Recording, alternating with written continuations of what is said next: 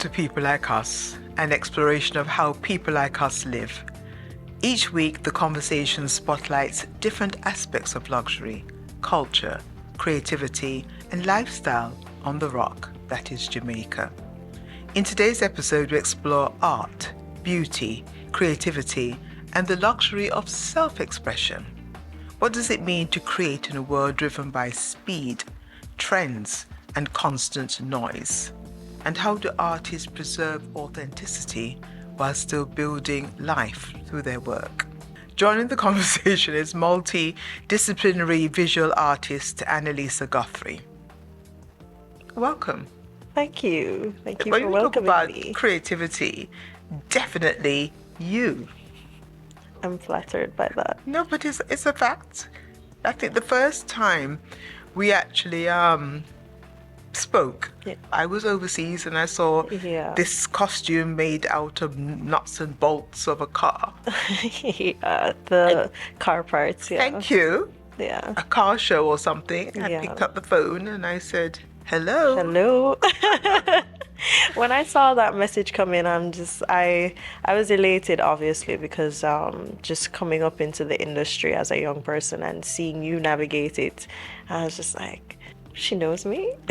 She sees me. I'm doing something good then. So how did the journey start? I think the journey, somebody asked me the other day how long ago I decided I wanted to be a designer, and I don't remember a time I didn't want to be a designer. Oh, okay. And I realized how much of a privilege that is to be able to say that you felt drawn to a calling from such a young age. But I've literally never wanted to do anything that wasn't creative, so it felt intrinsic.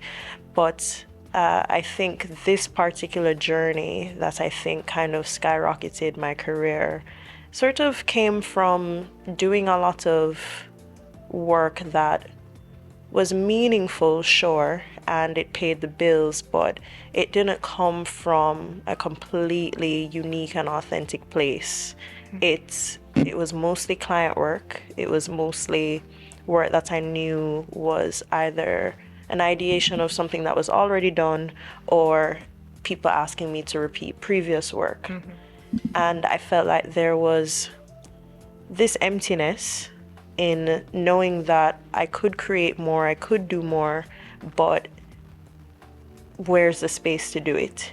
Yes. Yeah. And I just decided to create the space because what's really stopping me, I have some free time and not a lot of it, but in the time that I'm sitting and moping about thinking, how am I going to get to the next level in my career?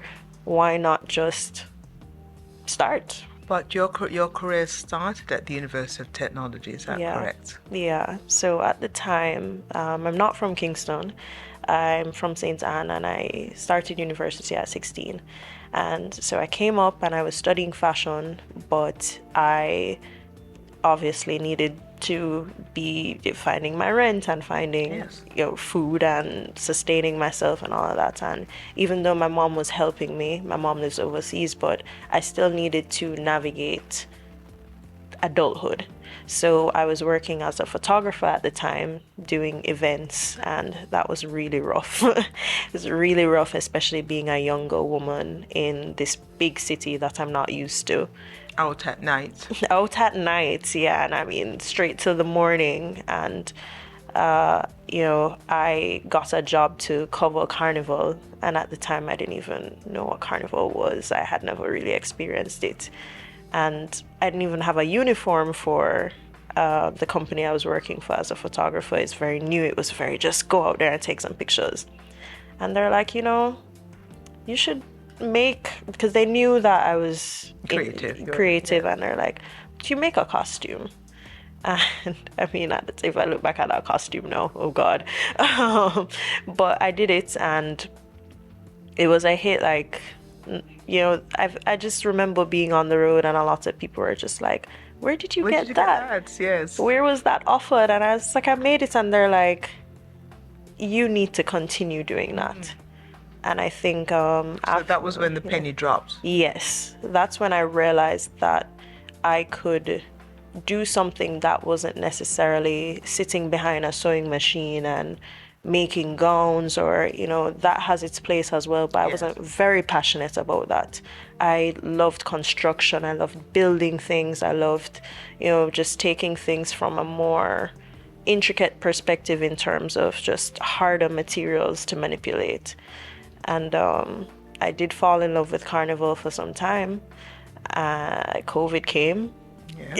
Carnival was no longer a thing, and I ventured into set design, which really was my bread and butter. But set design sort of really made me understand just how much I can do with little, and I just got way more handy with a lot of things, way more comfortable using a drill, way more comfortable using just all of these strange things to create a world. And I think at some point I said, how can I merge the two? How can I create a world but tie it back to fashion? And how can I not necessarily, I think we have this thing here where we look to a lot of foreign brands and look at what they're doing. They're setting the standard and the pace for what we should be doing. And, we tend to think that that's the only luxury we can ever achieve. If you're not wearing this brand and that brand, it's like, oh, you're not saying anything. Right. And, I think that's that way of thinking is very wrong. I think we have immense talent out here. I think we have so many people, even my peers, I've seen them do incredible things, but they've never had the space or the confidence or the community to push them to do it. And for some time, I felt like I needed those things, until I realized that all of those things can come from me. I don't need to wait on a Met Gala to come to Jamaica for me to create something. I can have a Met Gala in my living room. But what is the conversation that you'd have with your peers? Because, clearly you are a self-motivating individual, right? I mean, but not everybody has your, gumption. Yeah, I think delusion goes a far way. I think there is some. It's funny. I watched Marty Supreme the other day, and I think Gwyneth Paltrow said to him, she said, I don't remember the exact verbiage, but she was just like, "What if this all doesn't work out for you? What if it, what if your plan?" And he said, that doesn't even cross my consciousness. I have never thought in my life that anything was out of reach for me. I was always just focused on how do I feel now and how do I tackle what I'm doing now. And even when I was not in the best of circumstances, I always thought it's just temporary. So I think I just have this thing that I know that there's no space that exists that, if it exists, it means that I can be in it. There's no space I can't be in if I don't say, all right, like, I'm gonna go and put my mind to it. And I think a lot of people need to, some people can call it delusion, some people can call it, just being really confident. I don't know. I think I just process it as doubting myself does not serve my journey. Absolutely. Yeah. But your creative license, for example. Yeah. I mean, the ubiquitous rum boxes that traverse the airport. Yeah. Any time of day, Jamaicans are traveling. Yeah. To North America especially, you see cases of rum. Yeah. And you just tell me what happened. I mean, how did you possibly come up with this? This was not commissioned. This one was commissioned, actually. But the initial one that you did? Yes. So when I first started these, they weren't commissioned. Right. I just started doing these out of... so I don't really But where would reason have so fled? You just decided to get some cardboard boxes from, the rum shops? I'm really passionate about brand Jamaica, first of all. And I'm really passionate about the fact that we have something world class in yes, we do. We do. And I think we shine in music, we shine in athletics, we shine in food, all those areas. And I'm just like, where is our stamp when it comes to fashion? Because Sure, we have 90s dancehall that they love to reference. They love to reference, and we influence so much, but I'm just like, where's our stamp on couture? Where's our stamp on like avant-garde fashion? We have a space here, but are we known for it? Do we have a specific look, you know? And I just feel like, why does it have to feel like it needs to, or you have to be rich to be able to tap into it? Why does it feel like you have to, you know, see like this dollar amount for something to be extravagant? So I just feel like my purpose was to take the everyday things, take things that are quintessentially and so Jamaican. So like, I don't see those rum boxes anywhere else because you can't get it anywhere else.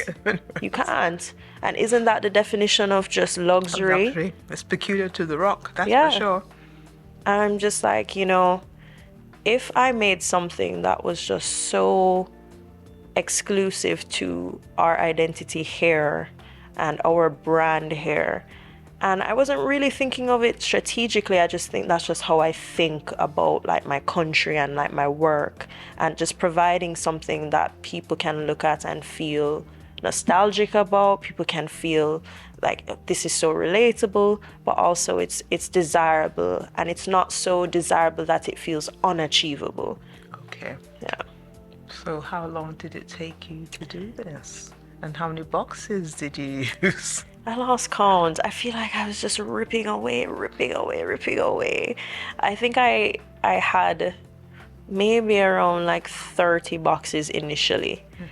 But I didn't use the 30 because I realized that I needed to peel away the layers of the boxes to get it to a mold that I know that I liked, and I needed to cut it down into strips and shapes. So I had to break it down into smaller pieces to sort of bring it back up to this larger thing. So, and I think that process is in itself quite beautiful. So there was a lot of that, but it was actually a friend of mine, which is funny. Always have discussions and pour into your peers, because as you just mentioned a while ago, you know, I have a friend who is very passionate about music. He's a musician and he's very good, and he loves Brand Jamaica as well. And he just happens to be the I think he's head of marketing for Port of Call. Okay. And he was thinking of ways in which, you know, they could expand or just take a different approach. And he saw the stuff that I was doing, and he's just like, tell me what you would do. And I was just like, give me the boxes. He's like, he's like, how many do you? Yes, he's like, how many? And I'm just like, I don't know. I've never done this. I've never done this type of thing. I didn't even know what I was going to be doing with it. But I think there's something beautiful about just looking at a material and just kind of letting it take you somewhere. Yeah. And I know that when I think about the airport and I think about being on the go, I think about just the whole idea of having like a carry-on and a trunk. Like, it's just, you know. So yeah, it was interesting to sit down and brainstorm with somebody who looks at my work and I can look at his work, and we can just be like, let's create something amazing. And I think this was one of the most liked, most appreciated things that I've done. I mean, people have loved a lot of other things, but this one was, I think, particularly special. Yeah, I think the rum, you know, the movement. Yeah. It's really pretty relatable. Yeah. But I think also just the idea of taking something so hard, something so rigid, and being able to manipulate it into something that is form-fitting, something that is fluid in design, but also still feel structural. I think there's a beauty in that, and I think sometimes people attach themselves or are enamored by the process of how did that turn from that into that. Yeah. So it's not just about this is beautiful to look at, but the process itself is it's that in itself is art to me, and I think people really appreciate the time that is taken to create these things, but also just the perspective. But you've taken the whole concept of traditional design, Yeah. turned it over, and just kind of, Yeah. shown us, at least on the Rock, what can be done Yeah. with something that is right in front of you. Yeah. What other plans do you have? I want to take the Rock to the world. Lovely, we love that. Well, this is journey. You see, I think this was so relatable because, the movement. Yeah. So whether, and we, Jamaicans are found everywhere in the world. We are everywhere. And I dare say rum has traveled around the world twice. We all have that one. And my party, first of all, I've never really gotten liquor for myself to travel with, right? I always pass the port of call, but I've never gotten any for myself. Probably because I'm more like a gin person, and I'll just go to a bar and I'll probably have that. But I always have that auntie that I always go to in New York, and she always say, carry up some rum. Especially in the winter. Yes. And it's just so funny because you think that's such a unique experience, but it's not. It's unique to us though, because we always have whether it's a Senna barrel or it's this and that, like the act of love of carrying something that is reminiscent of home to your family abroad, that this is the one thing that they have that connects back home. So it's not just about... Yeah. And then don't forget as well that it's, initially it was used, people would sell it overseas as well. When there's foreign exchange wasn't readily available. People would take it, and our informal commercial vendors would take it overseas and sell it and get Omar's Kitchen in New York has one of these just on the thing, on the windowsill as just like nostalgic decoration. Yes. And so I just think it's a special piece of work just because of what it represents to us, and as you said, it's uniquely us. It is uniquely us. It really is. I mean, you look at it. Yeah. It doesn't matter, age, stage where you are in the world. You look at it and you can, and there's a story. Yeah. There's, you connect immediately. You'll be walking through an international airport and you will just, without exchanging any words, you just see another person with that box, and it's an unspoken thing that we're from the same place. We are from the same place. Yeah. We understand. Yeah. And I love the fact, Annalisa, that your plan is to take the Rock to the world. Yeah. I mean, the world has taken from the Rock and continues to take from the Rock. So it's really heartening. It's heartwarming. It's really and you certainly will. You've already started on that journey. Yeah. And there are so many more things that are uniquely us.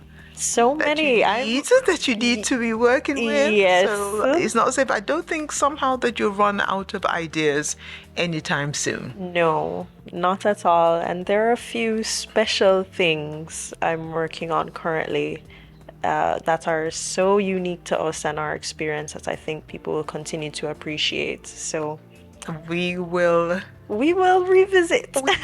No. Let's just say that that seat, we'll see a lot of you. Rock Luxury, Annalisa Guthrie, who has decided that she's going to take the Rock to the world. And why the hell not? Thank you very much.